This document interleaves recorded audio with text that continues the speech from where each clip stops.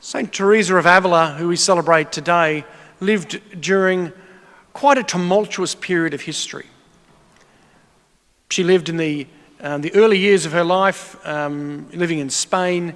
There was a whole dispute that happened between King Henry VIII in England and his first wife, Catherine of Aragon, who was Spanish. You might know some of the history of that.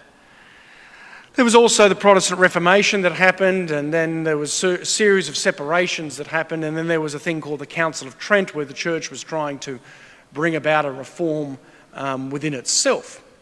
And in the midst of all of that, Saint Teresa is living, and she's felt called to a life of service, and especially the religious life as a Carmelite. She joins the Carmelites, and she joins because she believes and she feels that the religious life should be primarily about what this gospel is telling us today. The words of God are called to dwell deeply in each person, that God lives in each person. And the Carmelites historically have been an order that's spent a lot of time and a lot of reflection on welcoming Jesus deeply into our lives. Saint Teresa of Avila is considered one of the great mystics of the church. She wrote extensively about how we're called to enter deeply into that life of Christ. And there is a journey that we go on. There is one of her books called The Interior Castle, talks about the experience of going deeper into that castle, that experience of God in our life. That we do that through an experience of the heart.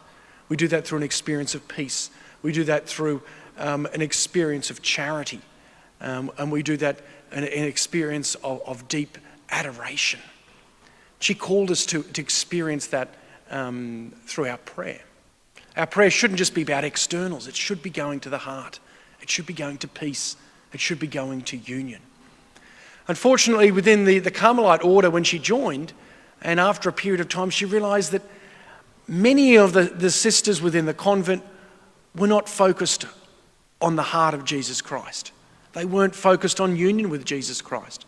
For them, it was a comfortable life. They were living very opulent lives, even though they were meant to be living lives of poverty. And she said, this doesn't seem consistent with what Jesus asks us to do. Our hearts are meant to be for Jesus, not for lavish meals, not for comfortable living, but for the love of Jesus. And she called people within the Carmelites to reform. Unfortunately, many of them weren't willing to listen. She was ostracized. It was very difficult for her. She wanted to bring about renewal. And most of the journey of her life is a journey of trying to bring about renewal, and many people opposing it because they were comfortable in their own life. I think that's the challenge for me, but at times, and it's probably the challenge for all of us, when we want to bring about some change to actually become faithful disciples of Jesus, sometimes there are people who are just comfortable in the way that they're living, and the way that they've committed their life at that time. And Saint Teresa, and especially the life of Jesus, asks us always to go deeper.